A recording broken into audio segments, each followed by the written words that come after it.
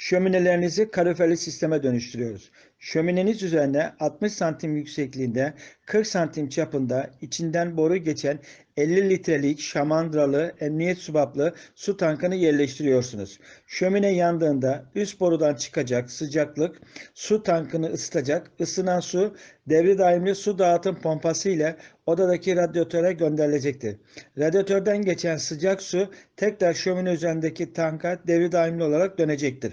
Şömine yandığı müddetçe doğalgaza ihtiyacınız olmadan evinizin odaları kaloriferli ev gibi sıcacık olacaktır. Sipariş 0533 304 28 17 www.camevler.com'dan ulaşabilirsiniz.